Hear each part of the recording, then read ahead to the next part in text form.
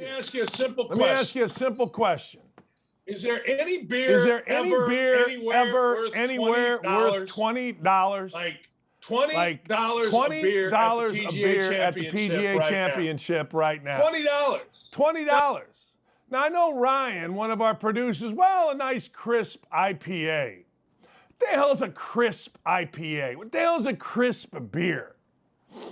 I'll tell you what, my world, the best beer is after you're mowing the grass on a sunny day, it's hot, you're sweating, you open up a Bud Light, you sit outside and you're drinking in about, 2.4 seconds.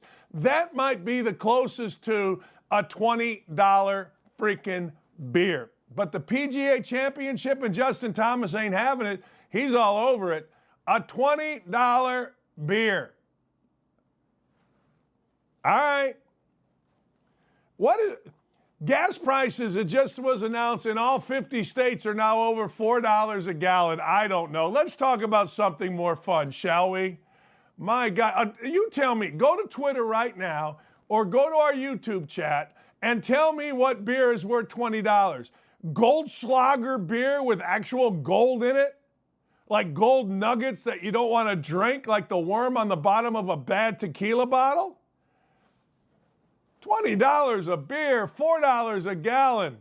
I got to get out and DoorDash and Grubhub. We'll talk about Grubhub in a minute. Well, maybe in an hour. But to quote a good friend of mine, damn! 20 bones of beer. Look, I don't long for the good old days. I like these days, but can we get beer back under 15? Geez, Cash Man. I don't know. Maybe I'm wrong. I don't know. Maybe I'm wrong. But it seems to me that $20 a beer is insane. In Tulsa, Oklahoma, like, it's not even, hey, I'm having $20 a beer and I get to sit down and talk to whoever your favorite actor or actress is. Or something. Politician. I don't know. All right. I'll move it along. Move it along, Dockich. Move it along. I will. The NBA draft lottery was last night, so I got to give you my top 10. Now, I don't know. I should have asked in our production meeting whether we're going to go from 1 to 10 or from 10 to 1. But anyway, the Magic got the number 1 pick. And my number 1 pick would be Paolo Banchero. I don't know what needs are of teams. So I'm not going to match the need of a team to a player. I don't care. Like, most of these guys, they'll be all right. There's only a few in here, and I'll tell you who they are, that are going to actually impact the NBA. But my number 1 pick would be, my number 1 prospect is the kid out of Duke, Paolo Banchero, and I'll tell you why, all right? One of the reasons why is he's a 6'10 guard. And as a 6'10 guard, that means you can have impact all over the floor. Like Cade Cunningham is kind of like that, and he ended up playing pretty well as we move forward. But Banchero, everybody has told me this. Look, Banchero is bigger, taller, in person, and that's important. Most basketball players, when you get around them, other than Uwe Blop and Manute Bol, were smaller than you anticipated. Like Barkley's shorter than you anticipate, that kind of thing.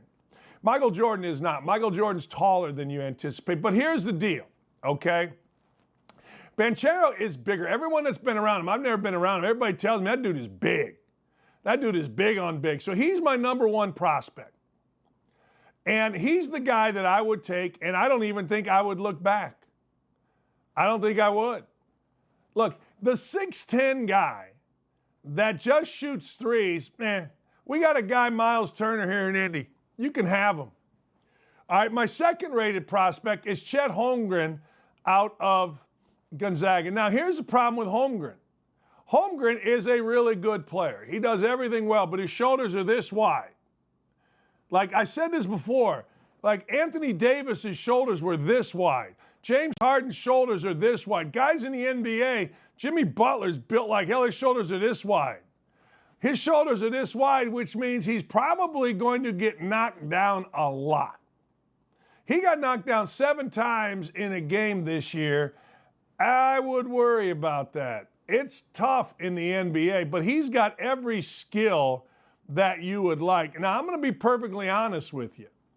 I don't necessarily love any of these guys that I'm going to mention after Banchero, except for one. But I would have to know more about Chet Holmgren. I'd have to know a little bit about Chet Holmgren to pass on him, because he's 6'10", or maybe he's 7 feet. Hell, I don't know. But I know this: he plays tall, he plays long, and me likey thatty. But I'm not one of these guys that's going to tell, oh man, he's a once-in-a-generation prospect. Not one of these guys is. Maybe Banchero is. Oh, there it is again. It always is the same. Every time I open up my iPad, some stock of mine is going down. Yeesh. Triple Day Ripple was a heck of a beer. Had many of those. It was $7. Josh Skillman says, I'd pay $20 to drink it again. Well, you're out of your freaking mind. Go get you a nice shot of tequila and you'll forget about any of the other stuff. You know what I'm saying? Now you will. I'm telling you. You will. But anyway, Holmgren would be my number 2 prospect. My number 3 prospect is Jabari Smith. I'd be careful with Jabari Smith. Look, Jabari Smith, Joe Smith, Jalen Smith, all the Smiths are 6'10". They shoot jump shots. I don't know. But he is a talent. He is a big-time talent. So I would have to take him. I think I would have to take him. I mean, I don't love any of these guys. But I'm just telling you, if I'm the NBA, see, name me a great 6'10" jump shooter right now in the NBA. The kid is ripped. He's got a great body. But I don't know if he's tough. He's been 1 year in college. Does he have any sack to him? I don't know. But he's talented. He's big. He's long. What you need, and I'm going to get to it now, I'm going to get to it at the end of this, is a guy like that Robert Williams for the Celtics that just catches everything and dunks it with his head. I don't know. We got Miles Turner here, and all the guys that are in the media say Miles Turner's a great asset because he's a 6'11" jump shooter. Now, okay, great. Here, this next guy is the guy that I think everybody might, I'm not 100% sure because I think he's kind of soft. And I think he thinks too much of himself going into the NBA. But my 4th prospect is Jaden Ivey of Purdue. Now, like every other guy, Jaden Ivey has flaws. Problem with Jaden Ivey is his biggest flaw is that he kind of punked out against St. Francis or St. Peter's or St. Mary's or whatever the hell the Saint was that beat Purdue. Like, he did nothing. But hell, Michael Jordan got his ass kicked in his last college game. I don't know by who, this guy. But anyway, and he ended up being a pretty good pro. But Michael Jordan faced some real toughness that day. Jaden Ivey faced St. Peter's. Jaden Ivey is like the guy that goes to the college team out of high school and thinks he's something. So he walks around acting like he's something and doesn't understand what he doesn't understand. That's how Jaden, I hope he got humbled. I get it, the story with his mommy being the coach at Notre Dame. It's all great. I don't care about any of that. It's a man's league. He's got the most talent. He's got massive hands. And if you've watched the NBA, you know you got to be able to maneuver the ball to get to the rim. He's got a burst like Morant. He can shoot it. He's shown himself to be a clutch shooter. He's going to go into the NBA. His body's going to get huge. His jump shot's going to become fantastic. He would be the one guy that when you redrafted the draft after half of a season next year in the NBA, he might be the one guy that would have elevated to the number 1 pick in the draft. He's got John Morant written all over him, but here's the thing. He played in a real tough program. Like, Purdue's no joke, and he's a great kid. But, there's a caveat with all these guys. How tough are these guys? How tough are they? Are they tough enough I don't know the answer to that. Like, you can talk about Michael Jordan all you'd like, right? You can say, hey, Michael this, Michael that. Well, I'll tell you one thing about Michael Jordan. He was tougher than everybody. And he was not only tougher than everybody, but he worked harder than everybody. And when you combine those two, guess what? You got the greatest athlete working harder than everybody. You got the greatest player. That kid could be that. Is he going to be the greatest player? Probably not. But when we redraft, Jaden Ivey could be the guy that jumps everybody. Now, I'm going to go with another guy that I really like, and he could jump everybody, and it's Benedict Mathurin of Arizona. Clutch jump shot in the NCAA tournament. Long and athletic dude, and I think he's tougher than Ivey. Like, we all, 6'10", shoot the ball. Okay, I'll sit here and I'll wait. Which of the four teams, 6'10" and can shoot the ball, has helped one of these four teams get to the conference final? I'll sit and listen. Now, people say, well, you don't need a back-to-the-basket player. 40 of the first 55 points that the Heat scored yesterday were in the paint. A lot of ways to get in the paint. But that dude right there, Mathurin, I love him. I love him. I would be very, very careful. Very careful. Not taking Ivey or not taking Mathurin. I would take Banchero 100% number one. But those two guys right there, they could come back and bite you. They can. Or maybe they're not tough enough. Maybe they get a little money. Maybe they're too young. I don't know. But I'm telling you right now, them two cats, pretty damn good. Really good, actually. Athletically, I like them both. Ivey and Mathurin. All right, the next guy. Now, I don't really compare many people to Grant Hill, but Keegan Murray is Grant Hill light. Grant Hill was one of those guys, I remember scouting and then coaching against him. Grant Hill was one of those guys that you're like, man, doesn't seem like he jumps real high. Doesn't seem like he goes real fast. Doesn't seem like he shoots it great. But all of a sudden, you feel like every jump shot goes in. He gets past your best defender. And he can do, what do you want? You want offensive rebound? All right. You want to run the floor, pass it to me, cross over, lay it in? Okay. You want a three? I got you. You want to put me in the top of the key in a ball screen? Okay. This is what this kid Keegan Murray does. Now, I think Keegan Murray is the safest bet other than Banchero of all the kids that I've just talked about. I think he's a safe bet. I think he's terrific. I do. His dad was terrific, Kenyon Murray. He's been coached really well at Iowa. He paid his dues his first year. If you remember Iowa, Luka Garza was the man. Player of the year in the country. This kid came off the bench. I remember watching him putting out on Twitter, Keegan Murray going to be a pro. People laughed at me. Well, Keegan Murray going to be a pro. He's one of those, you know, he reminds me of maybe a better shooter, not quite the defender. DeAndre Hunter, the kid from Virginia who's playing pretty well with Atlanta. If your team gets Keegan Murray, he's not going to make you jump up and down, stand on your head and crap snowballs, but he's going to be pretty good, to quote my good friend, Larry David. He's not my good friend, but I love Curb. All right, another Big Ten guy next, Johnny Davis. Here's the deal with Johnny Davis. These are my 10 best, ladies and gentlemen. These are my 10 best. Johnny Davis crapped the bed, too, after he got injured in the NCAA tournament. But, hey, only one team wins a damn thing, so who are you crapping? But Johnny Davis is my, let me see, 1, 2, 3, 4, 5, 6, 7th best prospect. Johnny Davis go get buckets. Johnny Davis lit up Jaden Ivey for not 1, not 10, not 20, not 30, not 35, 36, no, 37 points in Mackey. You know what that means? Satchel. Big sack.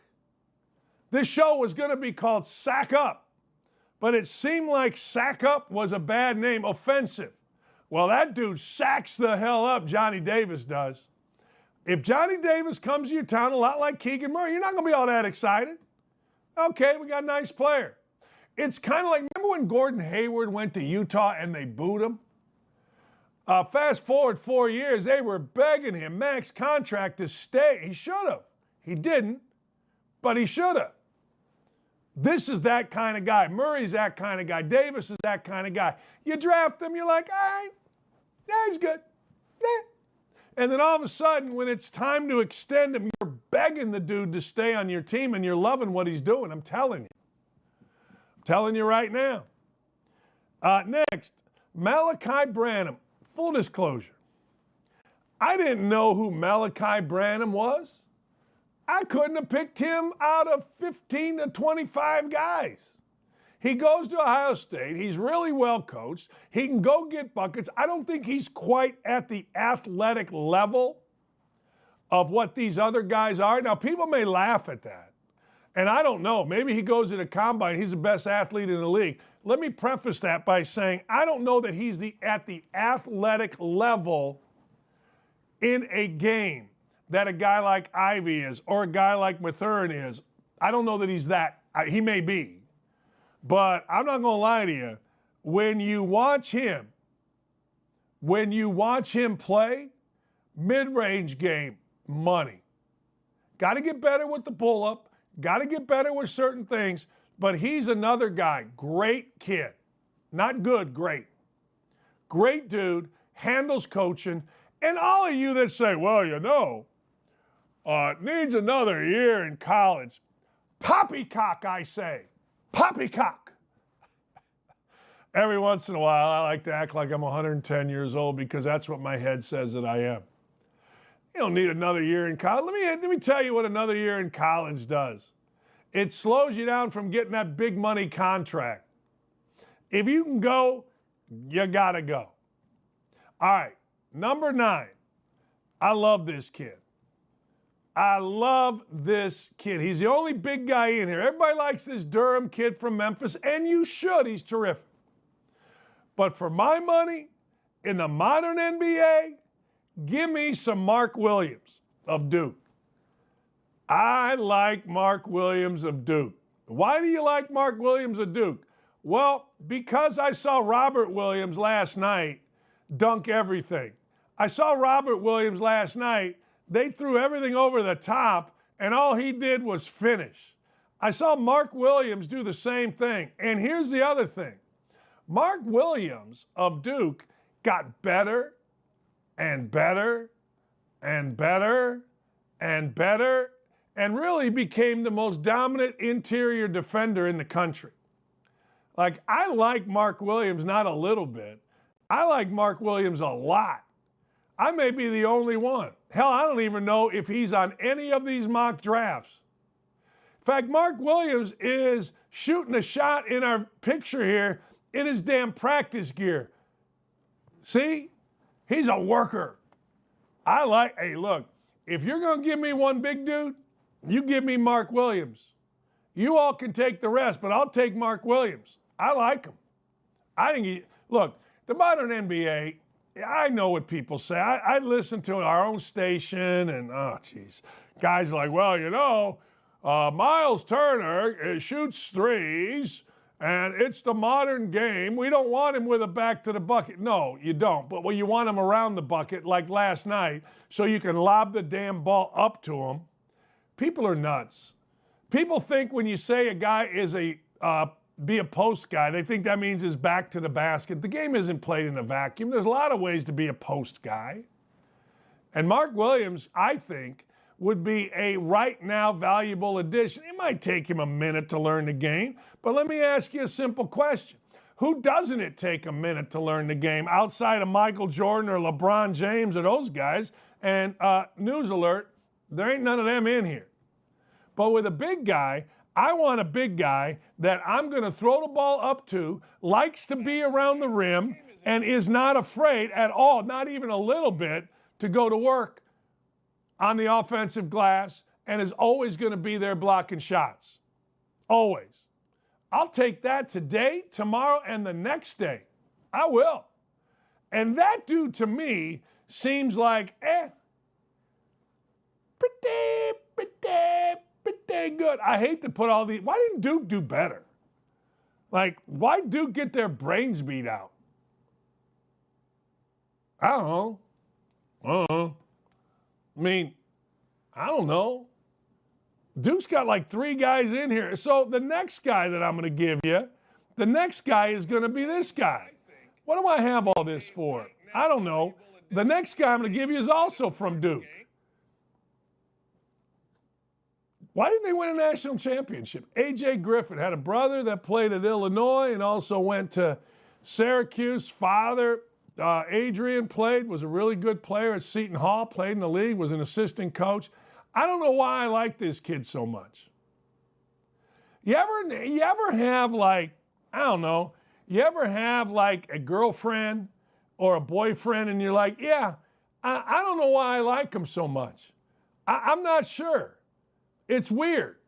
For some reason, I like him. I don't know why. Well, I'll tell you why with this kid. Because whenever I watch this guy play basketball, he does good stuff. He shoots it in. He gets to the rim and finishes. I don't even know if he's going to be a first-round pick. I don't. Might be, might not be. But I'll tell you this much. That dude ain't afraid at all to compete and compete hard. And frankly, most days, he was the best player on Duke.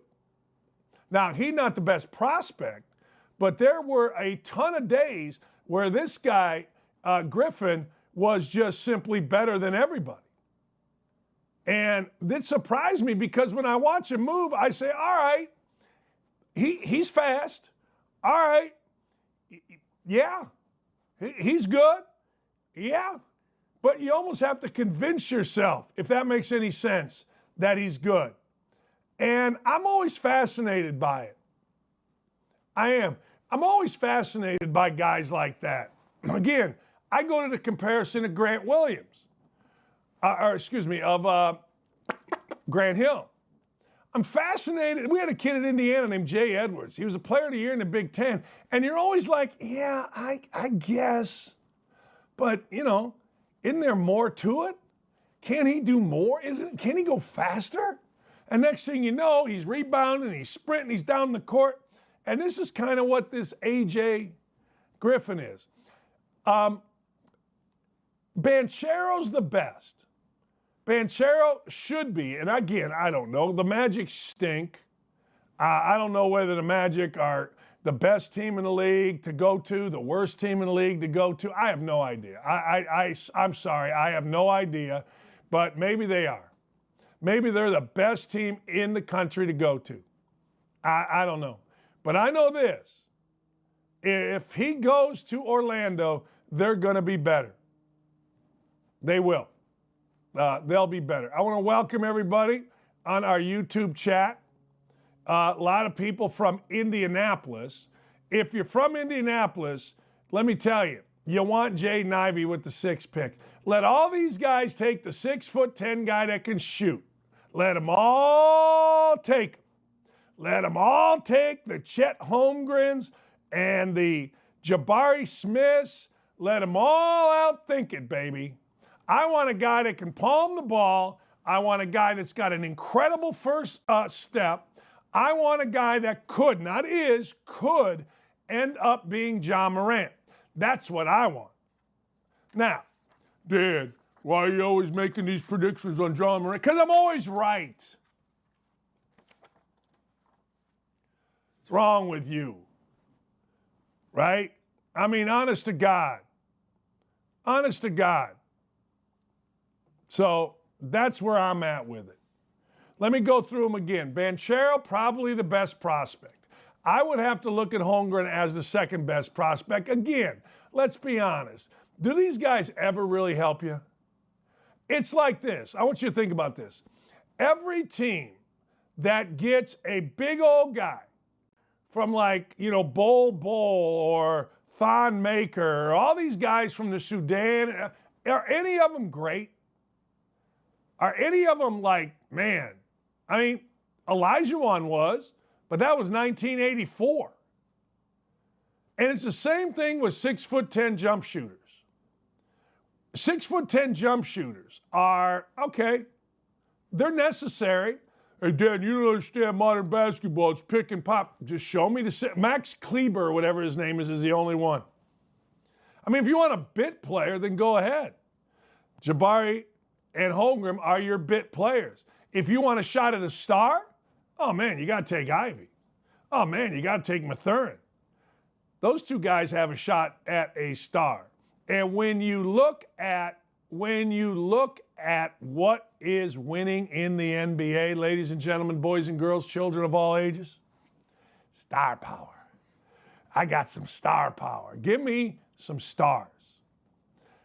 Griffin, probably not a star. Mark Williams, probably like Robert Williams, although Robert Williams is more talented. Robert Williams might be, true story. I did a game of his at Texas A&M. His problem was he just showed up when he wanted to. Like, where's Mark Williams? Yeah, we don't know. He'll be here for the game. Oh, okay. Branham, I don't know if he's got a shot to be a star, but he's pretty damn good. Like Oladipo, kind of. Davis can go get buckets. Murray, I don't know, man. I'd take him. But Mathurin and Ivy, clip this off and come see me about this time next year. I'm either going to be really right on these two or mediocre right. But I will be right because they both have too much talent not to go. And it's kind of tough. Not real tough, but kind of tough. I think Mathurin's tougher. They both have real talent to go out and do some things like a Ja Morant. I don't know what to tell you. That's as good as you're ever going to hear. You're going to hear a bunch of crap from a bunch of people that don't know their backside from third base, but that's as good as you're ever going to hear. Now, speaking of as good as you're ever going to hear, we're going to come back, and I don't know about you, but it is Wednesday. Oh, by the way, let me finish something else. Did you see what the Heat did last night to the Celtics in the third quarter? Celtics couldn't get a bucket. Jimmy Butler started stripping everything. I hope you bet on the Heat. I do. I hope you bet on them. Because if you bet on them, you're going to win a lot of money. It was the only bet I made last night. I was going to bet the Panthers, but I decided, nah.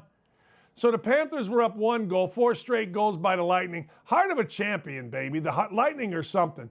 But last night, Jimmy Butler showed what Jimmy Butler is. Gabe Vincent drills 2 big threes in the middle of a run. I don't even know, from deep. I couldn't tell you who Gabe Vincent is today, tomorrow, the next day. We've talked about Max Struss. I couldn't tell you who Max Struss is. But I can tell you Jimmy Butler is. Jimmy Butler, like Timmy Doyle said, is a guy that went from the end of the damn bench to now he's a superstar, and don't think he's not. Al Horford out, Marcus Smart out. Bench players eventually show you why they're bench players. It's just what they do. Now, I don't know what's going to happen in game 2, but that game last night, the line went from 1.5 to 4. I don't care. That was free money last night. There was no way it was going to be under a 4-point spread once I heard Horford and Smart were out. Horford's the adult, man. See, what happens in basketball, you lose a guy, you got to get into your bench. You lose 2 guys, now you really got to get into your bench. And you got guys trying to do things they just cannot do. They can do them for a minute, but they just cannot do them. So there you go. It's a good game, though. We'll get into Dallas and Golden State in a little bit. I'm going to take Golden State. I'm going to bet Golden State. We'll get into that as we move through the show. But ladies and gentlemen, it is Wednesday, and I got some of the damnedest what the hell Wednesdays you're ever going to see. And keep it right here. We'll be right back.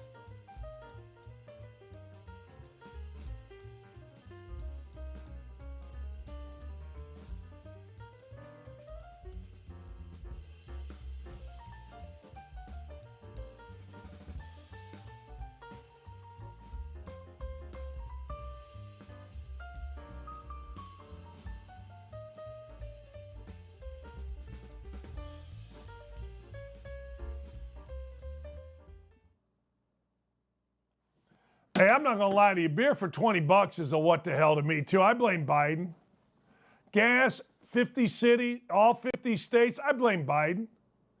Well, let me ask you a question. What happened? I don't know. Maybe I'm crazy here, but what happened in between gas down at the marathon or whatever the hell it's called down here the street? What happened to gas being $1.79 and now it's over $4 in every state? Oh, I don't know. What happened in between? Was there an election or anything?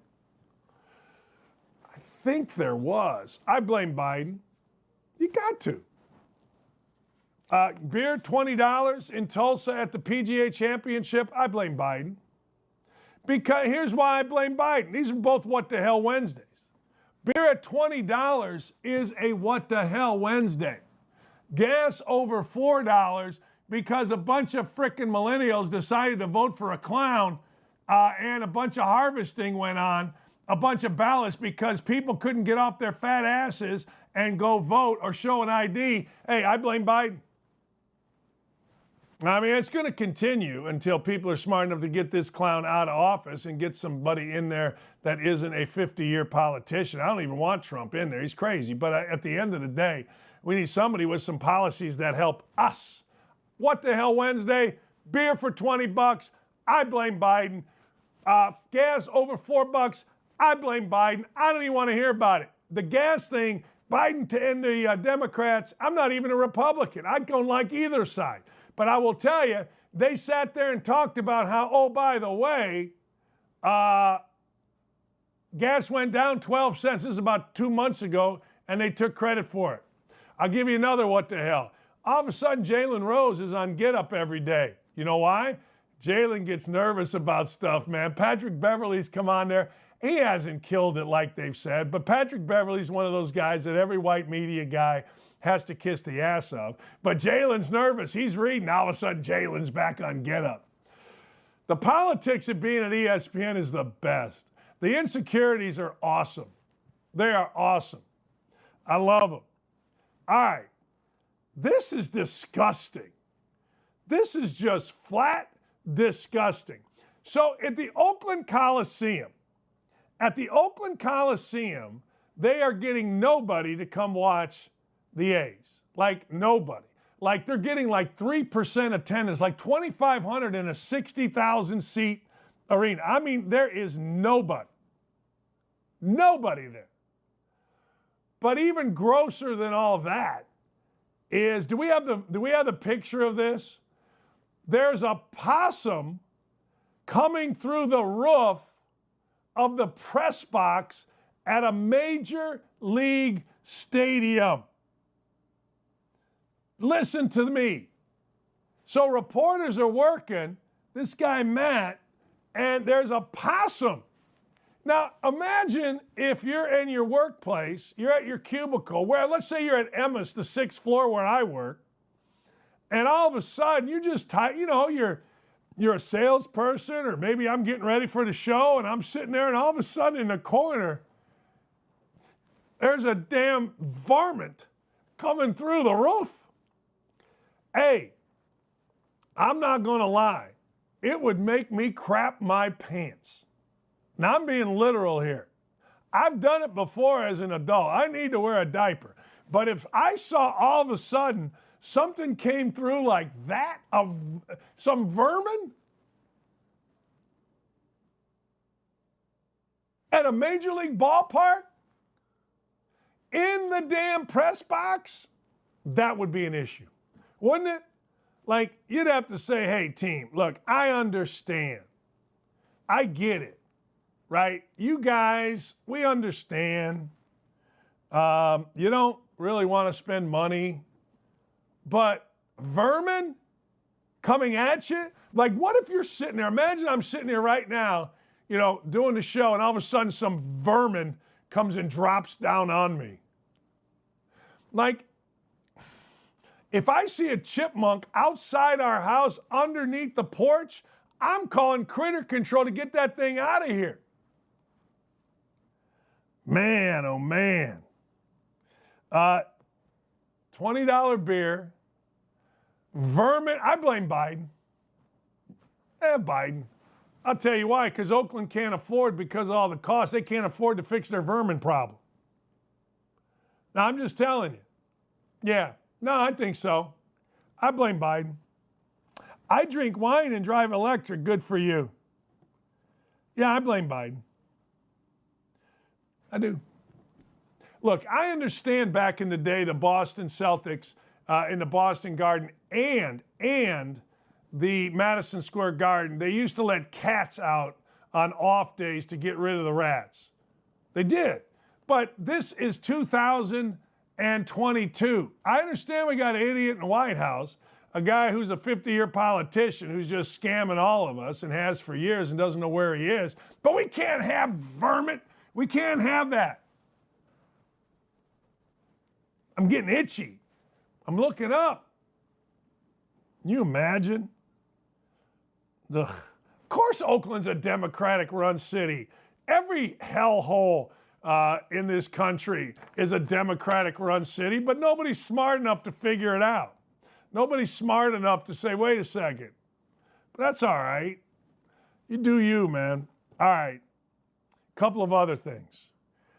I don't know if the word abortion and sanctuary go together. Like, I don't know how those two words go together. Maybe they do. City council members aim to make Baltimore a sanctuary city for abortion services, meaning no matter what else happens anywhere else, abortions will be done here. I never seen so many people so excited about killing children.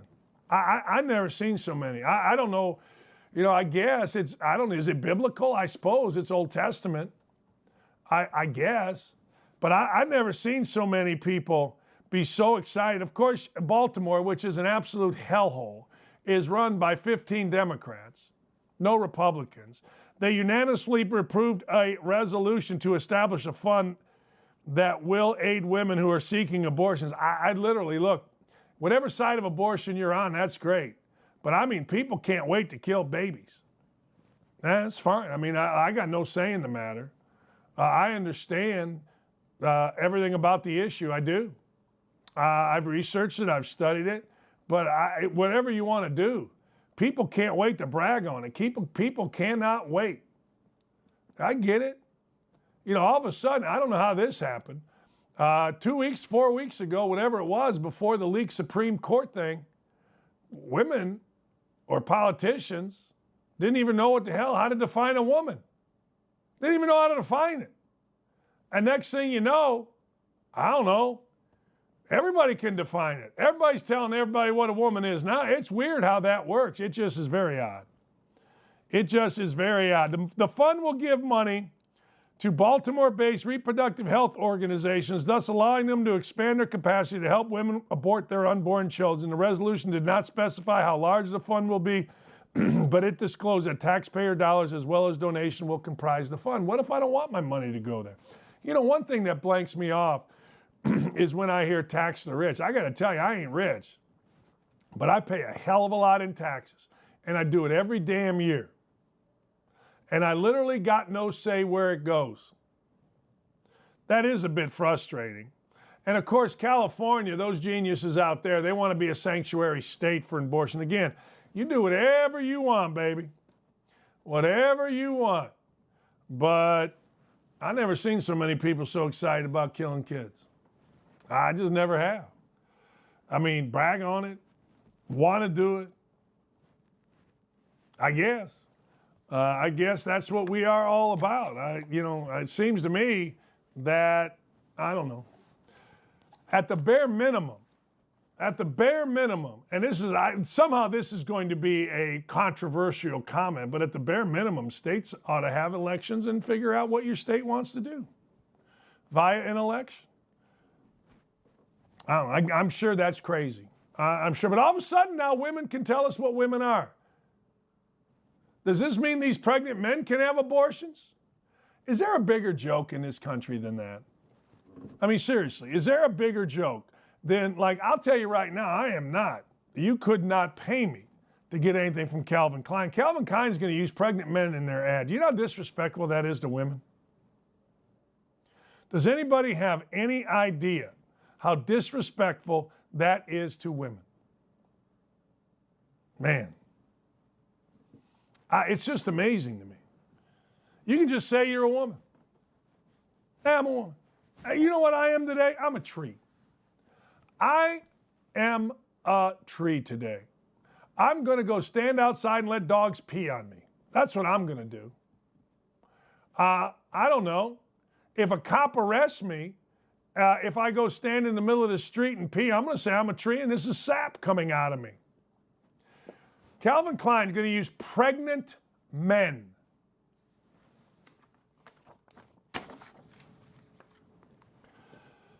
The level of stupidity that we involve ourselves. Again, I go back to this. I always go back to this. This is a great country. When this is the kind of crap, we're so bored with the success of what was happening with the stock market, with the gas prices, with the other countries having a healthy fear of us, that we had to screw it up with a career politician, and now we think we have pregnant men. Go get them, man. There it is again. Dash is down 5.3% every day. Every day. But somehow that clown got 81 million votes. All right. And people still defend it. I mean, look up the numbers. The hellhole cities are run by Democrats, and people keep voting them in. Yeah. Do whatever you do, man. This is across the country now, but last night when I put this in, gas prices in Indiana have hit all-time highs. Now, gas prices in many, many, many different states have hit all-time highs. The gas price in Indiana went to $4.52. Now, a year ago, no wait, about 2 months ago, I did a show where I said, hey, clowns, we're going backwards as a country. We're going back to the 70s. We're trying to go backwards in an era where everything should be forward. What do I mean by that? Well, inflation, the highest it's been since Jimmy Carter. Backwards. Gas prices, highest it's ever been. Backwards, because the previous high was not when Jimmy Carter was in, but when Jimmy Carter was in, that started gas prices going from about 30 cents to 88 cents to $1.50 to $3. And now, the other day, driving out to Princeton, we paid $4.77. In the state of Indiana, we're paying $4.52. A year ago, $2.92. You all tell me that's not Biden, I'll tell you to kiss my backside. And I don't care how much you make up. I don't care what little excuse you made.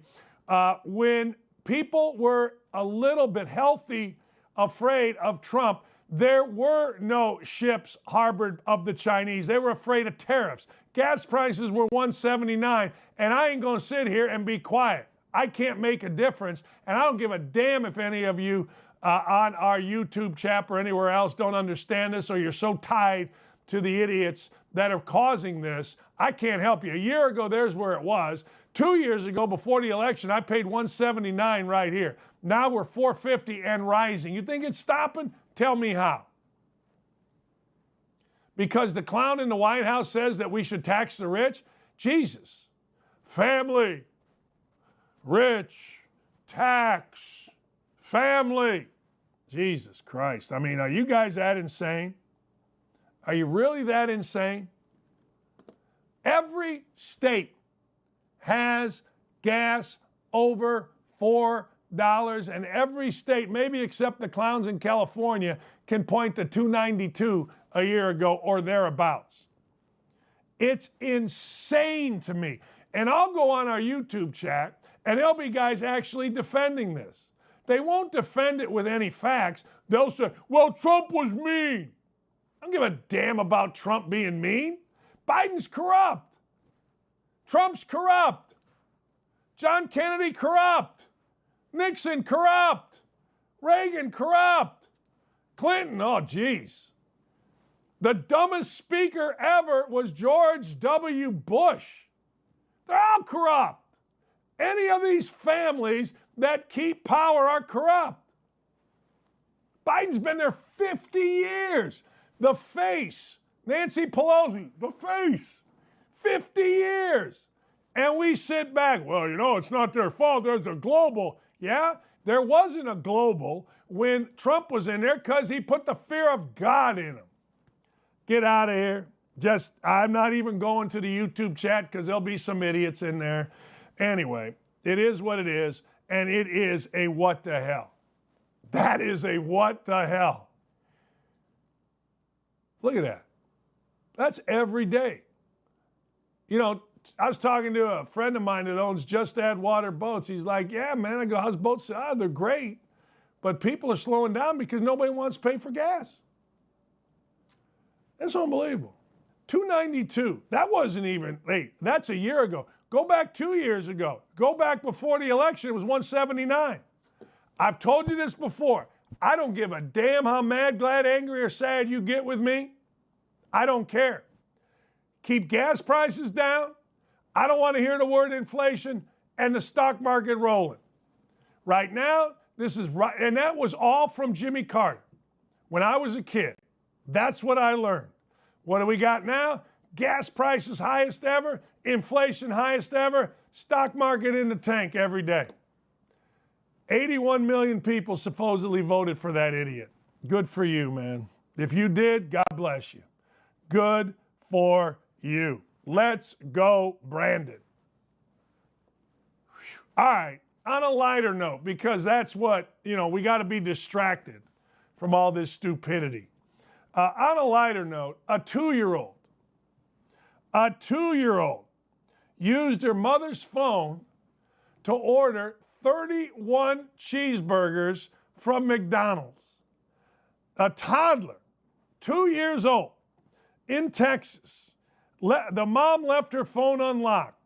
A 2-year-old got on the DoorDash app and ordered 31 cheeseburgers. Kelsey Golden of Ricardo, Texas, said she was working on her computer when her 2-year-old son, Barrett, got a hold of her unlocked phone, somehow managed to use the DoorDash app to order 31 cheeseburgers. And this is great. Golden was unaware of her son's actions until a delivery driver showed up with 31 cheese bunnies. I didn't know what to do with them. He only ate half of one, so I posted on a community page here in Kingsville and asked if anyone wanted some. The cheeseburgers cost $61.58. She tipped $16. The total $91.70. There's no, I call on this. Don't you? Don't you call a little bit on this? I mean, how's a kid going to dial the phone to get 31 cheese bunnies? I don't know. But it got her on the greatest morning show in the world, so good for her. She got 31 cheeseburgers. I guarantee I could eat 31 cheeseburgers in a day. You give me a day, I can eat all 31 of them. This, you know, I'm anticipating, because of this show, I'm anticipating getting audited. I'm anticipating a lot of things happening with this show. And we all know you go against, you know, the man, bad things happen to you. But a Florida man, this is why I love Florida. You know, you can always count on Florida. In fact, the cheeseburger thing isn't a Florida type thing, but this one is. A Florida man was arrested after repeatedly calling 911, asking for them to arrest Joe Biden and release El Chapo, the drug kingpin.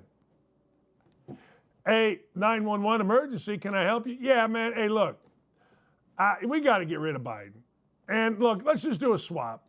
Arrest Biden, let El Chapo out. That makes sense to me. No, 911, I don't think we're going to do it. This dude, Jacob Philbeck, called 911 3 times in an hour, asking that President Biden be placed in prison and El Chapo needed to be freed. The guy's 29 years old. He wanted El Chapo freed. He was initially told the information he was providing was a non-emergency situation and was warned not to make those calls. Well, he didn't get the message. So what did old Phil Beck do? He called the cops again. President Biden needed to be placed in prison and El Chapo needed to be free. All right? Following the 3 calls to 911, deputies thought, all right, let's go see Phil Beck here around 6 a.m. Guess what Phil Beck was doing when the police arrived at his house at 6 a.m.? He was on the phone with 911. The call got cut short. Here's the caveat to all of this. I'm going to read this verbatim. Are you ready? Phil Beck was taken to the county jail, booked on a charge of misusing the 911 system. He was released after posting a $150 bond, according to WFLA TV, which noted that the arrest documents say, wait for it, alcohol may have been involved. Really? You think so? Seems, I don't know, a little far-fetched to think a guy would just sit around, get hammered, and want the president in jail. Look, I don't want the president in jail. I just want the president to not be a guy that puts us in jail. Like, we're all headed to financial jail. We're all headed to desperate times, desperate measures. I mean, are you kidding me? How about the president not how about the president not put us, me and you, in jail? You know what I mean? I'm sure people's oh, Doc, you're so simplistic. Yes, I am. Yes, I am. I'm very simplistic. Like, I want the rest of the world to respect us. I don't want China to be holding on to our supplies because they don't respect us. I would like baby formula, toilet, whatever. And I'd like a beer under 20 bucks. That's so much to ask. Like, here's why I blame Biden for a $20 beer. When everything else is getting overpriced, what's to stop anyone else from overpricing their product? Do you see what I'm doing here? Like, if I am, I don't know, going to the gas station and it costs me $1 zillion, then I go get chickens and meat and it costs me $1 zillion, people aren't inherently great. Like, if I ran the golf tournament at the PGA, I would say this, look, it costs a lot of money. It costs a ton of money to come to this golf tournament. I'm going to give you a break. I'm going to make our beers $8. That'd be as high as I'd go with a beer. You know what I mean? That would be as high as I'm going. NATO is stronger than ever. Thanks, Joe Biden. Yay! Hey, I gotta go pay $5 for a gallon of gas. Yay! Yay! NATO! Woo! Stronger than ever. Yay! Love Clay think this. Hey! Sports Ticks thinks I'm a bum. That's good. I'll accept it. Hey, Lula, you gotta get the hell out of here. I'm working here, kid. My wife is here. My dog is barking. It's a typical day on this show. I'm glad I work from AB and no Dan is full of it on this one. Let me ask you a question. What did I say that is full of it? Are gas prices not approaching $5? Are they not at an all-time high?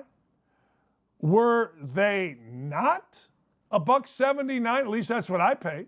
Were they not 219 according to what where am I full of it? That's all people say.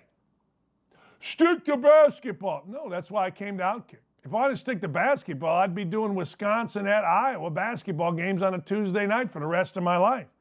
So where am I full of it here? Beers do cost $20. There are tankers, there are storage ships that are sitting in ports because the Chinese have said, screw you, we ain't doing it because we ain't afraid of tariffs no more. Where am I full of it? I get it. I understand. The first thing that people say is, oh man, you're full of it. I'm listening. I don't get distracted by YouTube comments. This is an interactive show. And that's the way I wish we could take phone calls. But tell me where I am full of it. I'll hang up and listen. NATO's strong. Yeah. All right. Yeah. Thank God for that. How does NATO affect your life? How does NATO affect?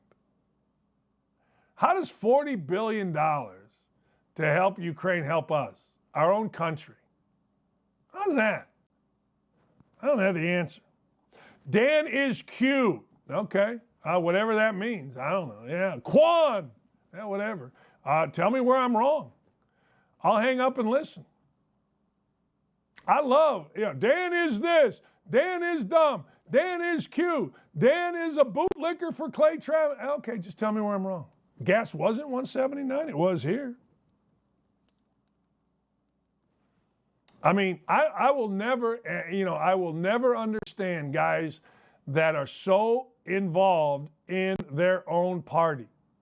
Like, I will never understand. It's a difference in philosophy. Lastly, I will never understand, and this is a what the hell.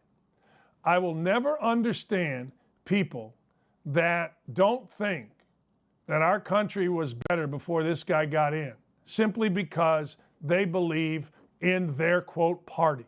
I just won't. I mean, it's an impasse. Because I like to think for myself. I like to see what's going on. I'm not beholden to any party. Yes, I'm Q, or I'm A, or I'm dumb, or I'm so, that's fine, but tell me where I'm wrong. Dan wishes he was Clay Travis. No, I'm very comfortable being Dan Dockich. Believe me, I'm very comfortable. I like Clay, but I'm very comfortable being Dan Dockich. I like being Dan Dockich. It's fun. It's been a blast. This life has been unbelievable. We've been able to help a lot of people raise some great kids. I don't want to be anybody but me. We're going to come back. Bobby Barack, who is, ladies and gentlemen, the most fearless. He is the conscience of American media next.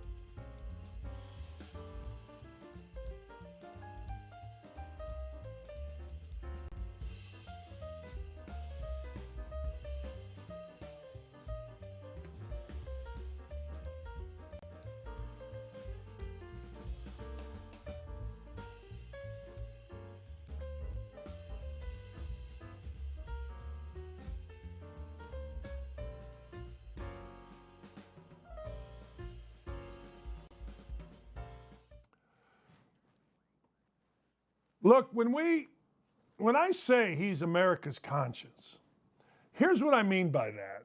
He's the only guy willing to write what is true and honest about entities that are not true and are not honest. When you read your newspaper or however you get your news, look, I've been in probably 10 national stories about myself, and not one time, zero, have any of them been totally accurate. In fact, in tone, most of them have been not only disingenuous, but inaccurate. Bobby Barack right here on Outkick is, I think, America's conscience because he's not afraid to write. So let's get right into it. You have been all over. Is ESPN a political network? And you use Sage Steele and what's going on with Mina Kimes as an example. Explain, will you please, my friend? And thank you for coming on. Of course, Dan. Thanks for having me. So believe it or not, in 2018, ESPN actually invited me to this press day where they had new president Jimmy Pitaro and Connor Shell, who was his number 2 at the time, speak to the media about the direction of ESPN. And Pitaro said repeatedly, and this is quoted in places like the Washington Post and USA Today, he said, ESPN is not a political organization, that ESPN talents are not to talk about politics unless they cross over to sports in an unavoidable fashion. Well, Dan, if you look at what ESPN's doing, either Jimmy Pitaro's a liar or that only applies to the sole conservative at ESPN, Sage Steele. Sage Steele alleges in her lawsuit at ESPN that they used quote-unquote selective punishment, taking away her free speech rights by punishing her and benching her from big events following her comments about the COVID-19 vaccine and Barack Obama. Well, she has a strong point. Not only did she at the time of the lawsuit, but look what's happening with her colleague Mina Kimes over the weekend. And I can't believe this happened. Mina Kimes hung out with Karen Bass, a far less candidate for Los Angeles mayor, and Mina posted all over her Instagram page talking points for Karen Bass, telling sports fans to vote for her, saying Bass is going to lower taxes, which is an obvious lie. And she even smeared Karen Bass's political opponents, saying that they were, nasty billionaires and stuff. And just for some context to see how unheard of it is for someone on TV to just publicly endorse a candidate, Dan, CNN doesn't even allow most of their people to tell viewers and readers who to vote for. What I mean by that is, even if you know that Jake Tapper is going to vote for Joe Biden in 2024, he will never say it and he'll never take pictures with Biden. CNN would consider that unethical. So for ESPN allowing Mina Kimes to do that just shows you how far left and political ESPN has become. Is this obviously... Look, ESPN is, I think, afraid of any kind of ist, and thus they have catered, I think, to women, African American. But Sage Steele is both. This, to me, reeks of it being different for one reason and one reason only. Sage doesn't hold on to the liberal views of ESPN. That's the reason here, is it not? Absolutely. And Dan, I'm the only person, and I mean this sincerely, that has criticized the women in sports media. You've never seen anybody else criticize Katie Nolan, Sarah Spain, Jamel Hill. Maybe you did. Maybe two of us, the two of us. And someone asked me about a year ago, they're like, wait, so you just can't criticize the women in sports media because you'll be called sexist, or if they're African American, be called racist and sexist, a double dose. And I said, that applies to everybody but Sage Steele. She's in her own category, because here's what it comes down to, Dan, is that media critics and agents and talents, they're all communicating, and they know that if you go after Mina Kimes, you're going to be called all those terms. You're going to have a bunch of verified Twitter accounts come after you. You'll have places like the Richard Deitches of the world, and awful announcing, call you a bunch of names. See, nobody's going to do that if you criticize Sage Steele because they deem her as this right-wing conspiracy theorist, or as Deadspin would say, a wannabe Candace Owens. So she's just in a complete island when it comes to media coverage. And the same thing as far as ESPN's disciplinary issues, because, and I wrote this yesterday, ESPN knows if they tell Mina Kimes, hey, don't endorse a Democratic candidate, that some of her allies in the press, probably like the Kevin Drapers and those types, will say, hey, here, look at ESPN telling a minority woman that she can't endorse another minority woman. Just that thought terrifies ESPN. But if they suspend or bench Sage Steele, to use an euphemism that they did, nobody's going to write that. So ESPN feels safer to punish Sage Steele because they know they won't get the pushback from other people. It's the entire media game is rigged by all these people being in cahoots, and they gang up on select few, and Sage Steele right now is the one outlier. Oh, there's no question about it. Look, Bobby, I've said if you want your broadcast to be praised, just hire a woman, because nobody criticizes a woman broadcaster ever. And I got to tell you, I've been all over the Miami Heat radio broadcast with Jason Jackson and Ruth Riley, whatever the hell her name is literally known as the worst broadcast in the sport, whether TV, and I turned it on one time and I'm like, my God, and Jason Jackson's a friend of mine. This is so horrendous. Like, it is so bad. This Ruth Riley doesn't know her backside from third base. But if you can't criticize, because if you do, then you're an ist. And I got to tell you, ESPN should be above worrying about. They've had all kind of situations, but they just keep going. I don't know why they would worry about all this stuff. And this comes down to a trend that I have covered, I would say, for 3 years now. And it's that these content providers, they cater not to their fans, but their critics. And what it means by that is when ESPN making a programming decision, they're not thinking about what a bunch of NFL fans that spent all Sunday drinking beer watching football think. They're wondering what their critics are going to say. So they know when they promote someone like Mina Kimes or, 3-time failed TV host Bomani Jones, that their critics will say, there you go, ESPN, that was a right move. So they're making these decisions not for people that watch their content, but people that criticize their content. The worst thing a media company can do or an entertainment company can do is to value their critics above their fans. And you see so many do that. And that is why there's been such a decline in interest of this content, including places like Netflix, which is trying to reverse course right now. So that is exactly what ESPN's doing. So I make a prediction right now. When ABC gets to Super Bowl in 2026, Mina Kimes will be on that set because ESPN knows that press release saying we've promoted Mina Kimes to the main NFL desk for the Super Bowl, they know that will buy them time with their critics because they will just cherish the moment that ESPN kicked off somebody like Rex Ryan from Mina Kimes. Serving the sports fans everywhere is total crap. I mean, I was in there 10 years and it's total crap. I mean, that's like it's just serving our critics to get them off our ass is what it is. I want to go to something. I didn't really have this in any type of rundown, but, well, maybe I did, but you brought it up. Netflix, Dave Chappelle comes out of this whole deal pretty good, does he not? I wrote a column in November after Dave Chappelle dared to perform comedy, made some jokes about the LGBT community, and just the entire mob told Netflix, hey, this guy's transphobic, take his special, The Closer, off Netflix, fire this guy, suspend this guy, take down his billboards. And Netflix pretty much said, no, we're not going to do that. And that was the first time, Dan, that one of these major companies really stood up to cancel culture and said, no, we're not going to listen. And what happened? Nothing happened, because cancel culture only works if the targets comply.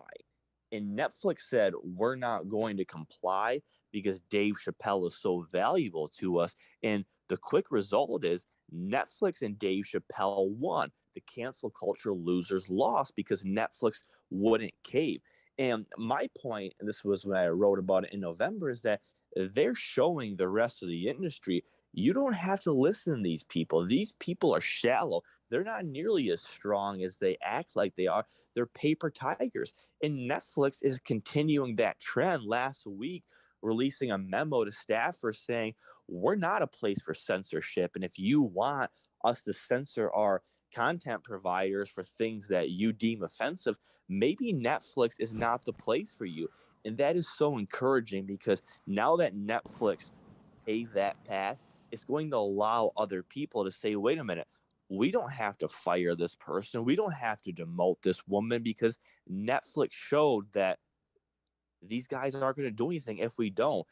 You've seen Spotify take a similar approach, saying we're not going to kick Joe Rogan off for asking questions about the COVID vaccine. So I'm encouraged by the impact Netflix can have by standing up to the mob, saying, all right, we're not going to listen. And what are you guys going to do now? And it's also a bit disheartening to show that how many companies have caved to these people because all they had to do is say, no, we're not going to comply. And once you say that, these guys on Twitter, they just become angry tweeters. They have no real influence inside your company unless you grant them that power. I agree. I totally agree. You always stand up. Let me ask you: Disney stock down, Netflix stock tanked. Is this just natural because the guy in the White House is tanking everything, or is this a result of go woke, get broke? I think it's a combination of both. In Netflix situation is actually unique in the sense that they were growing and hit a plateau. So that eventually they had to come down. They're going to try to replace some of that with ad revenue and give a lower tier. But that saying, go woke, go broke, I don't use a lot of cliches, but that is so accurate. Dan, I'm actually writing a column right now, and I started it last night about how this entire woke movement was the worst thing to ever happen to business. Project Veritas last night, one of the few outlets that actually still practices journalism, they exposed a Twitter executive telling people at a bar or a dinner that because Twitter is so devoted to, in his words, a woke ideology, that they sacrifice profit. And that's what a lot of these companies have done, because what happens is that Twitter has amplified this politically correct movement that everything's offensive and equity is the way to go. But it turns out, based on numbers and studies, only about 8 to 10% of the country actually aligns with what the quote unquote woke want. So do the math. If you cater your business to a small 10%, you're not going to be successful because the other 90% of the country isn't interested in your content. Now, they might act like they are.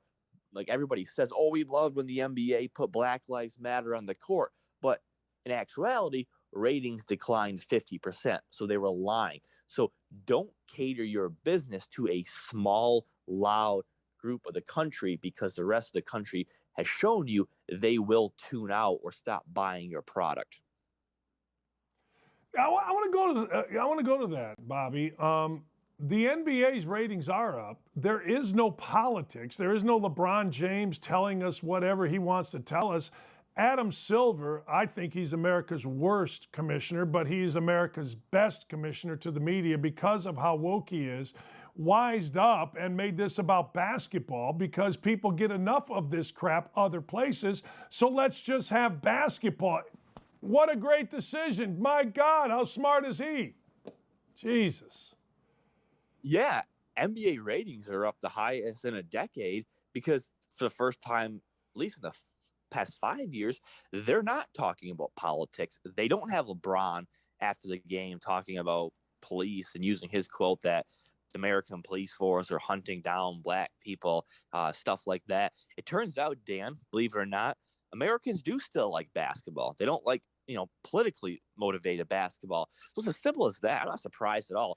I've had so many people from these random outlets like Slate and all that text me or tweet at me saying, hey, what do you think now, Burdick, that the NBA ratings are up? And I'm like, yeah, they've actually proved my point, because I said back in 2017 that if the NBA brands themselves around politics, people are going to leave. That if they don't do that, people will come back. I've been proven 100% accurate on all of this, that if you focus on the on-court action with players like Jason Tatum or Jimmy Butler or Steph Curry, who I guess people do still like, people will tune in. What they're not going to tune in is to have a bunch of players preach about the injustices of the country. And quite frankly, a lot of people that were doing that in the NBA, like LeBron, didn't even have their facts right. They became some of the most loathsome people I've seen anywhere in entertainment. And going back to ESPN, I mean, you have documented the lies that were told in the middle of all that. I always point to Jalen Rose and the lies that he tells, but it's more than that. I mean, and that seems to have gone as well.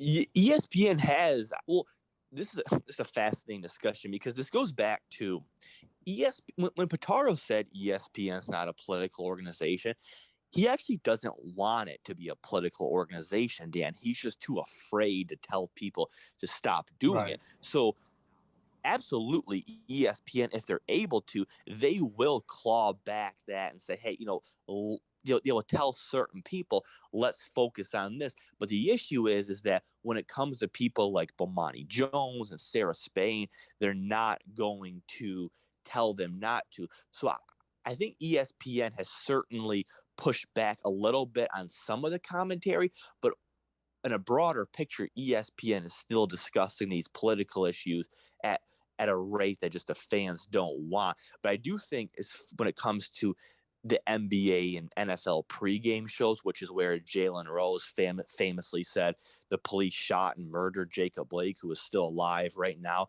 I think the league partners have more of a backbone to say, hey, let's focus on the on-court action, because at that point, Pitaro and the rest of the executives can say, well, it's not me telling you guys to stop talking politics, it's the NBA and NFL. Because if you notice, those type of shows, like ones that have the NFL name on it, NFL Live or NBA Today, they're not nearly as political as shows like First Take or The Right Time with Bomani Jones, or whatever his podcast is called these days.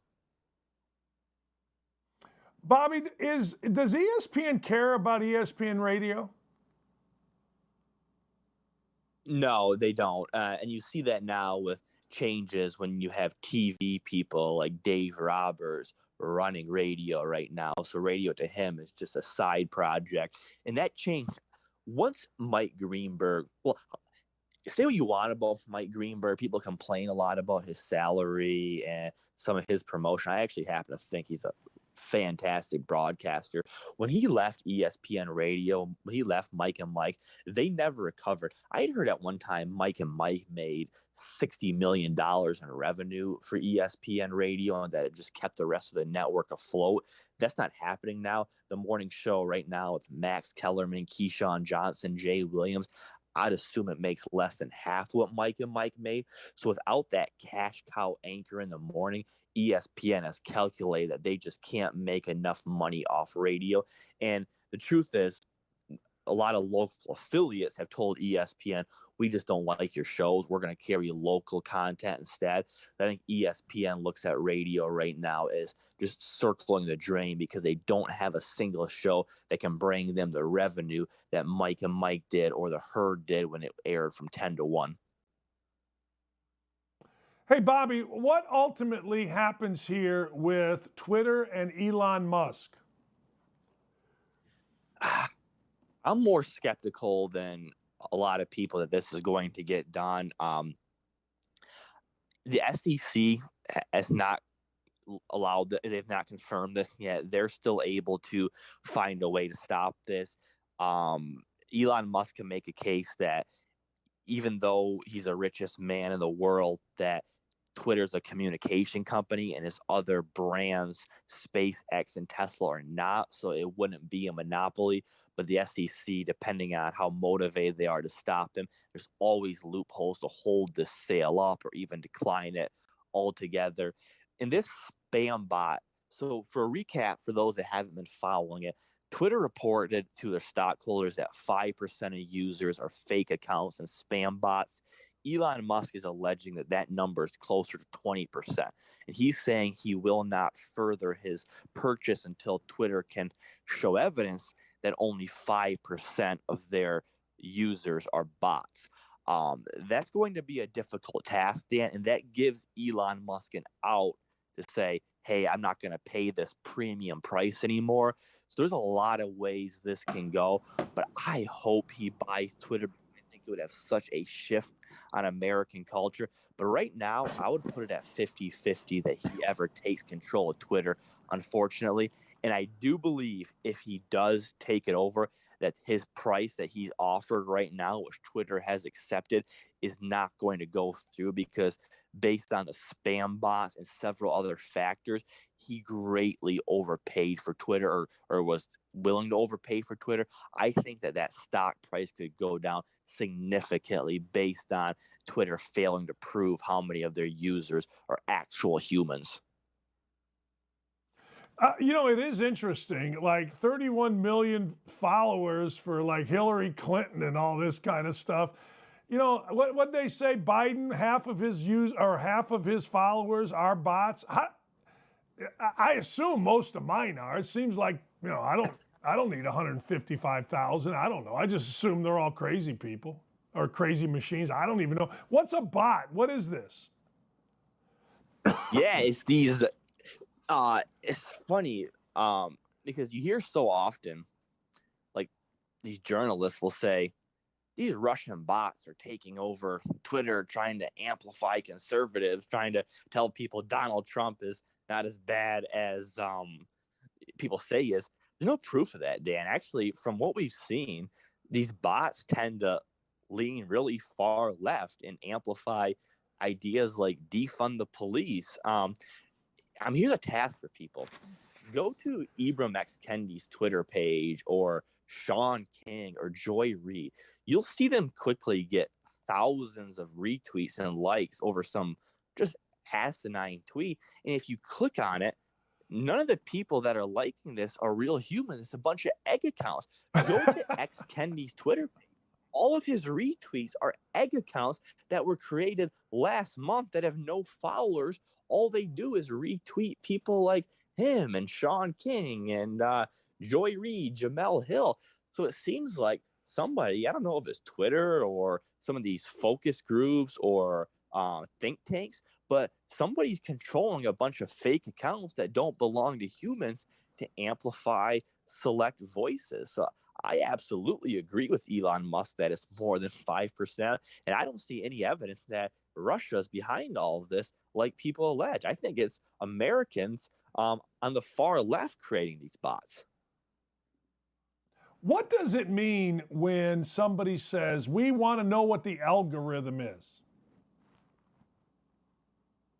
So if you go on Twitter right now on the mobile, in the right-hand corner, you have an option to see the latest tweets or the top tweets. And the default is the top tweets.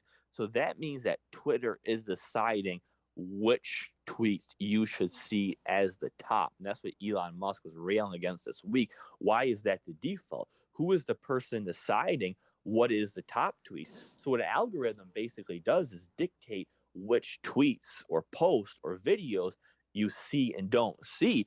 And that's what makes it so questionable. The day after Elon Musk agreed to buy Twitter, you had accounts like Joe Rogan and Don Jr. receive hundreds of thousands of followers.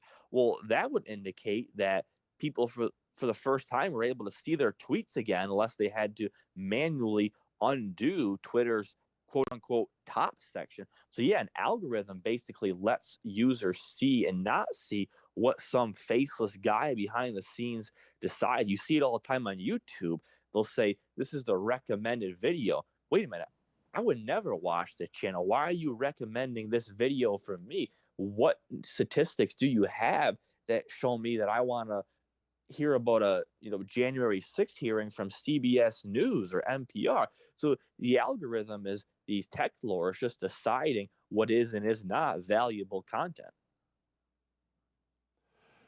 Man, it is so fascinating. I'm going to let you go. I can't thank you enough. I love your stuff, man. I think that I wish more journalists would be journalists. I wish more people would have some stones like you do to put out there what's real, as opposed to what's whatever. I don't even know what to call it. I don't even know if you call it fake, complete bull. I mean, I don't know what you call what's being put out there, but I know it ain't the truth. That's what I see. I don't know. They're cowards. But I appreciate They're cowards. I appreciate that, Dan. And I get so disgusted by these writers and anchors, just how cowardly they are. Disappointing. If you work in the media, look, I don't think media people are all that admirable or impressive. I've always said I think butchers and truck drivers and plumbers are far more impressive than any TV anchor or writer. But if you're going to work in the media, your one job is to challenge people at the top and provide the truth. Nobody's doing that anymore. They're holding the guys below them under and working to protect the people above them. That is so dishonorable and frustrating that it just makes this entire industry look bogus and fraudulent and just not even worth consuming.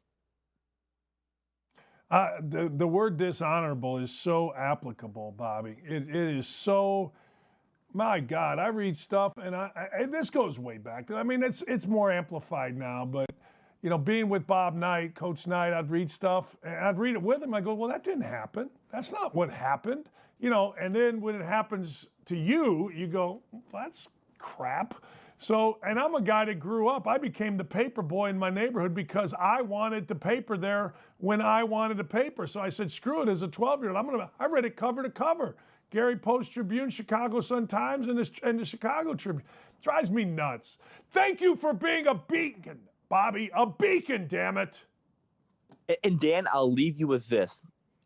Did you watch the NBA last night? Because Deadspin told me on Monday that if a white guy watches the NBA, they contribute to white supremacy. So I just want to get a clear answer. Did you watch the NBA? Because as far as I can tell, you are still a white guy.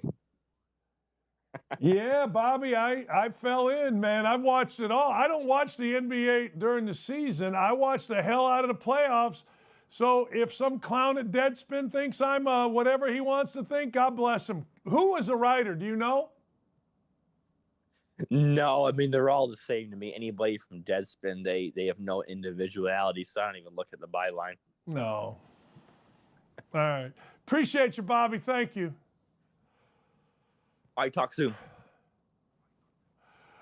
I'm a white guy that watched the NBA playoffs, so some clown on Deadspin says that I am a white supremacist for that. That's what whites... I saw that article. Whatever, man. I mean, dudes, I'll guarantee you. I'm going to look who the writer is. I can't remember these clowns' names. But, yeah, okay. I mean, whatever gets you to talk about Deadspin, there you go. You know what I mean? Like, all right, okay. All right, we're going to come back. We're going to come back. I got life advice for you. And you're going to like this life advice because it's very, what's the right word? It is very on point and very useful in the world that we live in. We'll be right back.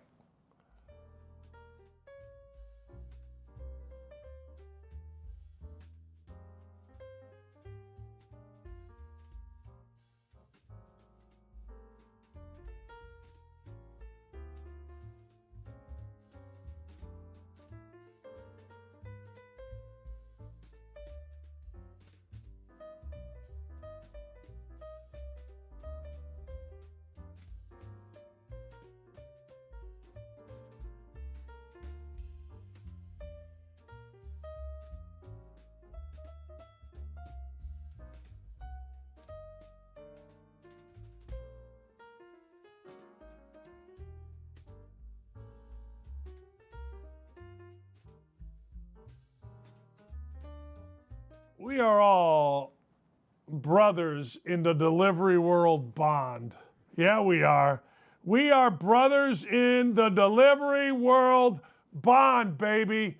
Whether it's Grubhub, whether it's your local pizza place, or like me, whether it's DoorDash. We are all brothers in the bond. That's right. We are all working. We're working hard, ladies and gentlemen. We understand the angst. We understand all that's going on. Well, here's something. So Grubhub yesterday decided that they were going to give a free lunch to folks in New York City. All right? Well, you know what happens. When you're going to give anybody something free, the world goes crazy. And I don't know, I don't know, but apparently the app went down. The app went down, and that's a damn shame. In the world of food delivery, the app can never go down. The app can never go down. The app always must stay up. Always. When the app goes down, then we don't make money in the delivery world. Free lunch, New York City. Use code free lunch yesterday, May 17th. Now, correct me if I'm wrong, but the app went down. We cannot have this. We are brothers in the bond here. I think the app went down. I mean, that's what you guys told me, so I went with it. I don't know. But I just like talking about, you know what? I like talking about the delivery world because we don't mess around in the delivery world. I got to tell you, I did it the other day in Chicago. People told me I was nuts. I had a couple hours in the, I'm taking this off. I had a couple hours. My wife was doing a game, so I went ahead and I did a little delivery. Made $50 in an hour. Paid for a gallon of gas. It was absolutely fantastic. All right, life lessons with Double D. Are you ready? If you're not ready, get ready. Never, ever, ever bet without doing a little research. Never. Here, that's a great picture. Here's the deal. You bet because, hey, my guy says bet the Islanders. My guy says bet the Bulls. My guy says bet the 49ers. That's fine. You got a guy. But do yourself a favor. If you are going to bet, do a little research yourself. Like, I get it. People say, well, you know, you can never win gambling. Sure you can. Of course you can. The less you bet, the more better chance you have to win. The more you bet, the less chance you have to win. Not meaning more in terms of money, but more times you bet. I'll give you an example. Last night, I think I lied early in the show. I forgot. I went back and looked. My major bet, the only game I truly liked was I loved the Heat. We talked about it yesterday on the show. I love the Heat. Heat went from -1 to -4 when it was Horford was out. I didn't care. It didn't matter to me. I knew this was going to happen. The Heat were going to win, so I put more money on the Heat. But a friend of mine said, hey, I'm taking the Panthers.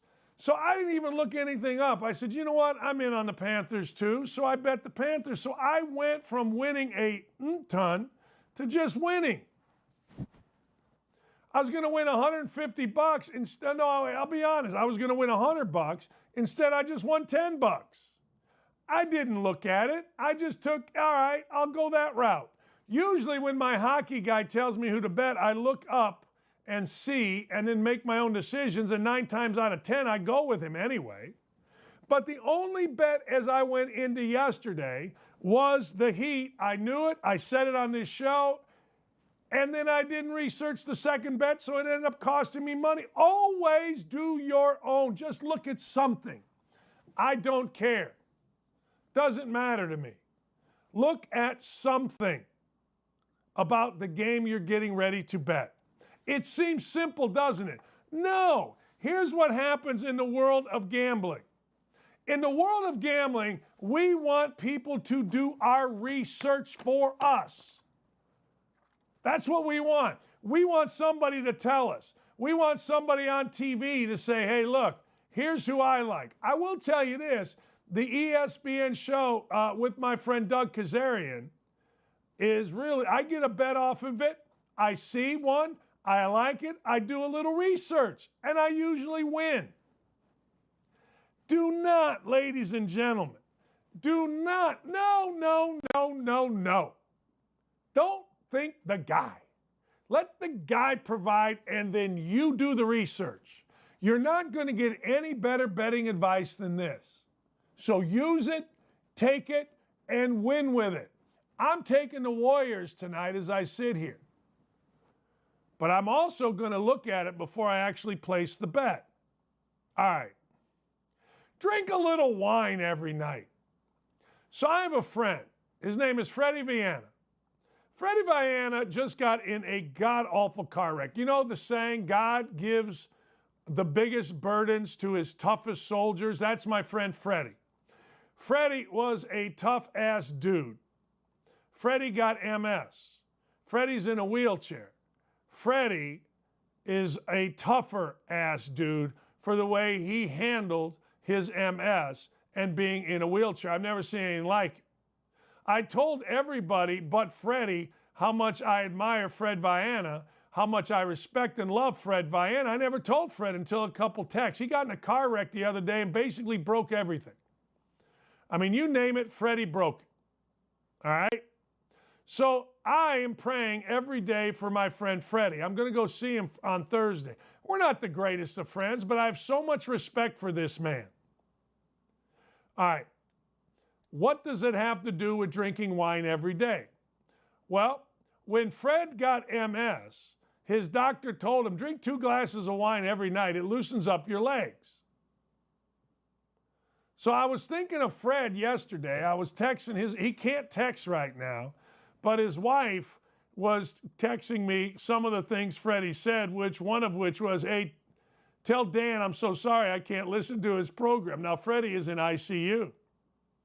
So I told him, I said, look, I'm having a couple glasses of wine for you because, well, frankly, the doctors told you with MS to drink wine. I know it's a weird roundabout. I understand to get to drink 2 glasses of wine or drink a glass of wine a night. Why are you talking about this guy? Well, I meant to mention him all week because I love the man and he's going through the incredible hard time, but he is one of God's toughest soldiers, so he will be okay. And he told me to drink 2 glasses of wine every night. It'll loosen up my legs. So there you go. Don't drink the bottle, although once in a while I do. My wife and I will sit down at the end of a day and have a nice glass of wine, and I'll write an article for Outkick or set up the show. And it's because my friend Freddie said, the doctor said, hey man, 2 glasses of wine, loosen up the legs. Drink wine every night. I got a great wine for you. It's called Meiomi. I think it is. Hey, Lee! I think it's called Meiomi. M-E-O-M-I. It's our favorite wine. It's cheap. It's $20. I mean, it might be $120, right? You know, I don't know. But the truth of the matter is, it's a great wine. All right. That's fine. Get it. It's about $15, depending on where you buy it. Whenever my wife goes to Costco, she buys it. She bought about 4 bottles last night. We had a nice night, did a lot of yard work. A couple glasses of wine every night. Helps the heart, too. It is known in Chicago that Wrigley Field is for, I'm going to go back in time here, the yuppies. And Comiskey, which is now guaranteed rate or whatever it's called, is for the middle class, the tough guys. All right. So it was bobblehead day the other day. It actually was Tim Anderson bobblehead day. My producer, Jimmy Cook, and his wife and another couple, big Yankees fan, they went up to Chicago to watch the Yanks take on the Chicago White Sox. Tim Anderson bobblehead day. Now, I don't think any of them care about Tim Anderson bobblehead day, but I like Tim Anderson, and I like him because he's a really good player. He's outspoken, and Benetti thinks he's great. Jason Benetti, my friend. But when you go to White Sox Park, You got to guard, ladies and gentlemen, you got to guard your bobblehead. You got to guard it. My guy, they had 4 bobbleheads. There were 4 people. They got stolen, and Jimmy told me it was the greatest sleight of hand ever. They never let the bobbleheads out of their sight. They never left them alone. And yet somehow, some way, 4 became 2. He's like, Dan, I swear to God, we had a couple behind us take a picture. Maybe when we were looking at the picture, the other guy snuck in there, a girl snuck in there and stole our bobblehead. It was the damnedest thing. So guard your damn gear when you go to Guaranteed Rate Field. Guard your damn bobblehead. I'll tell you something. It was 1989. This is how weird this is. Indiana, I was an assistant coach. We're playing in Denver. McNichols Arena, I think is what it was called. We're playing Seton Hall. I don't know how this could possibly happen. But my then wife left her purse. You know, you're sitting, they had good seats. They were the wives of the coaches. They put their purse on the floor by their feet. Somehow, some way, somebody came up from under, grabbed her purse, and stole her purse. The world is crazy. Fast forward, now we're stealing bobbleheads. Guard your stuff. I bet we could say the same at Yankee Stadium. I got to tell you, White Sox fans, never had anything stolen at Wrigley Field. Had a friend of mine go to jail, White Sox jail, for a fight in the upper deck at Comiskey. We had to go get him out. At Wrigley Field, I had a great friend of mine, Kevin Custer. They caught him with beers in his sleeves, so they checked his beers. We had to go get it after the game. They weren't cold, we bitched. But guard your stuff when you go to an event, particularly if you want the stuff. Oh yeah, here's something else. Don't be going crazy with nighttime medicines. A friend of mine had a serious problem. Don't go nuts with the nighttime medicines that are either prescribed for you or contain alcohol. First things first, they make you groggy. You get a nice, I don't know, alcohol-based nighttime medicine, and they make your ass groggy. All right? They just do. You feel hungover in the morning. Sometimes when I would take it, I felt so good at night, I didn't want to go to sleep. You know, when you take something based on alcohol. Or don't take that stuff that makes you sleepwalk. Don't take that stuff that makes you crazy. Don't do it. All right? Just take melatonin. Take melatonin, put it on your tongue, and go to sleep. Friend of mine had a hell of a reaction, ended up in the hospital. I can't remember the name of the damn stuff, the sleep aid that everybody takes that makes you sleepwalk and it makes you nuts. I forget what it's called. I mean, I had a friend that used to take 2 of them and he would walk all over the place. It was crazy. Don't take prescribed sleep aids. Don't do it. What's that stuff called? I can't remember. Melatonin. It's simple. It's very simple. Here's what I do. I take 4 little things that dissolve on your tongue. I watch 2.5 Men. I watch 30 Rock. Now I'm watching a show called We Own This City on, what's it called? HBO Max. And I go to sleep. Man, a friend of mine was in the hospital. What the hell is the name? I wish somebody would tell me the name of the sleep aid. You can't get it over the counter. It's the sleep aid that everybody wants. It's the sleep aid that every single coach that I know had to take, and I can't remember what it's called. But he took it. The next thing you know, he gets a reaction. Well, he wakes up. He's walking because this sleep aid makes you nuts. He runs in, cracks his head. Yes, Ambien. Thank you, Dylan. You don't need something that makes you crazy. You walk in, you get a melatonin, and if that don't work for you, you go get a Z-Quil or something that has no alcohol. Stop running into furniture. My boy had a slice, and now he's going to look cool because when we get older, we like having scars, but he's going to have a damn slice. And even worse, his family had to take him to the damn emergency room because he was all whacked out on Ambien. Just take melatonin. Let's review. Drink a little wine. You know, I don't drink. Yeah, okay. Then you should. Moderation's the key. You don't need a bartender or your wife cutting you off at home on a Monday night. No, you don't need that, but a glass of wine's nice. Tell you something else. I live on a lake. You live on a lake, all you do is drink. The world is insane on a lake. Like, I'm looking right now, and we don't live on this big lake. We live in what's called the ghetto of Geist. We live in the southernmost house. We got a good deal. I'm looking at a lake, and it makes me want to drink and go to the bathroom. It's what lakes do. But let's review. Drink a little wine. Loosen up the legs. Do yourself a favor. I'm sorry, I'll go backwards even farther. Do some research if you're betting. How about this? Women are actually downloading betting apps at a rate higher than men. Women, I promise you, will be better sports bettors than men. Why? Because they will research. Women just don't throw money around. I go to the store with my wife. I'm like, all right, let's get this. She'll go, no, we'll get in that. It's a better price. That's on sale. It's the same stuff. Women are way better. When you need something done, get a woman. They'll do it, and they'll do it right. When you need something bought, let your wife do it, your girlfriend, or maybe both. They'll do it, and they'll do it right.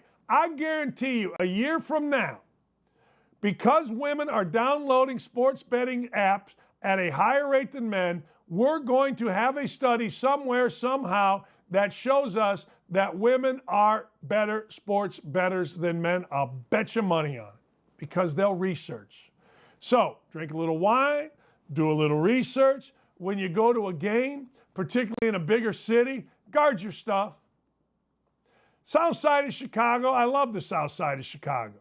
South side, I love Comiskey. I love Guaranteed Rate. I like the White Sox and the Cubs. Don't at me about it. But you got to guard your stuff because I'm telling you, there's always someone ready to take it. Now, you go up to Wrigley Field, you leave your beer, some little millennial 18-year-old will be taking your beer and running with it. Guard your stuff. And then lastly, cut out the damn Ambien, man. I got so many horror stories from Ambien. Cut it out. Let's get a nice melatonin. Or go into Chicago and go see, you know, Sunshine, THC, whatever it is. But cut the melatonin. Holy cow. It's like, hey, I don't know. Don't do that. There you go. That's life lessons. I told you, like, I'm not going to sit here and tell you abstinence. I like having glasses of wine. I like drinking beers with friends. I like hanging. I've never tried weed because I have an addictive personality and I don't want to get started on weed. But I like weed. I like what people do. You hang, you smoke, you laugh, you eat. That's my kind of thing. So when guys in college were smoking weed, I'd just have a beer. I know weed would be what I would like, and I don't need that in my life. I got enough addictions. I got plenty. All right, what to bet on tonight? Look, I don't know how you feel about it. I understand that people want to poo-poo the Warriors, and I actually poo-pooed them myself. I said, hey, look, on Twitter, is there anybody on the Warriors that can really play other than Klay Thompson or Steph Curry? And then Wiggins got going, but I'm watching Draymond Green, and I said this the other day, Draymond Green, to me, he looked no different than Ben Simmons. He was making all the right plays, defending, but scared to death to shoot. And when I say scared to death, he literally drove the lane, turned and kicked it. Now, later in the game, he made the play, but I'm going to take the Warriors. I like the Mavericks. Don't get me wrong. The Mavericks are fantastic. I was dead wrong when I compared Luka Doncic to James Harden. Dead wrong. Couldn't have been more wrong. But just like, and I did not do this, I never compared Devin Booker to Luka Doncic. Never. But I did compare him to James Harden in a bad way, and I could not have been more wrong. I love what's going on. I think it's fantastic what's happening. But tonight, I'm willing to give the 5. Right now, it's 5. I'm willing to give the 5 and take the Warriors. I think this is kind of a made game for the Warriors. I think that the Warriors, you know what? They got a little rest. They had a little time. So did Dallas. They had a couple days. But this is a big deal for Dallas. This is another day in the park for the Warriors, and I think it shows in Game 1. Now, I'm going to take the Warriors to win the series because I feel like right now, right this moment, I don't think that Dallas has the chops enough to win 4 games in a couple of weeks. Now, here's what I mean by that. When you look at the NBA, you got to bust through. Maybe not as much now as you did back in the day when Isaiah had to bust through, or the Bulls had to bust through Isaiah, all that kind of stuff. But you have to bust through. Bird and them had to bust through the Philadelphia 76ers. You had to bust through. Magic is the only guy. I mean, Magic just came right in the league. Hell, they just won a championship because Magic was that kind of good. But you had to bust through. All right. I don't think the Mavericks have busted through yet. I don't think they're in a position to go ahead and win this series. Now, you get whatever number you can get in this series, and I'll tell you point blank, good for you. But take the Mavericks to win this series. I think it's going to go 6. It may go 7. But I don't see the Mavericks beating the Warriors 4 times in 2 weeks. I think it's a big ask for a young team. I do. Now, when I say young team, let's understand something. Luka Doncic is not a young player. He's young in age, but that dude has played in everything. That dude has played in absolutely every situation you could possibly want. He's played when they've thrown things at him. He's played when there's been fires inside. They shoot bottle rockets inside at games. They throw hot batteries at coaches. It's unbelievable, Luka Doncic at a young age, what he's played through. I mean, here, if somebody looks at somebody wrong, you're disrespecting me. You're disrespecting me. Shut up. So there you go. Let's look at some mean tweets. 3 foolish men speak on who's running these cities and states of the mass shootings and overall gun violence, you coward. Yeah, okay. All right. Trucker Guru Ultra says, I lost interest in basketball when it quit being a team sport and being a stage for individual promotion. Well, I got to tell you, it hadn't been a team sport in a long, long time. I'm just saying. And if you disagree with me on the states that are these hellholes being run by Democrats, then you have an agenda outside of actual fact. So 3 foolish men, you can call me a coward or whatever. I understand who people are. I do. I really, Dylan, I'm trying to stall here because I really got to go to the bathroom. So I want to say thank you to everybody, even you clowns on the YouTube chat that stand by your man Biden. I want to thank all of you that watched, not only on YouTube, but on Twitter. I got to thank Davey and Ryan, my man Dylan, Corey, every single day. And of course, the great Bobby Barack came on the show and absolutely knocked it out. If you're just tuning in, the whole show is up all day because I retweet it, I retweet it, I retweet it. I want you to watch our show. So if you could do me a favor, go ahead and retweet our show. Trying to get 1 million viewers here. We're trying to become the greatest show in the history of the world. If you want to check this act out some more, 107.5 The Fan coming up here in an hour. I'll be on 107.5 The Fan in Indianapolis. You can also watch it on YouTube, where the chat is always lively, a little bit crazy, or you can just follow along on Twitter and see guys like 3 foolish men and others call me names. Have a great afternoon. But if I don't get to the bathroom, there's going to be a problem here. Fellas, Thank you. Dockage out.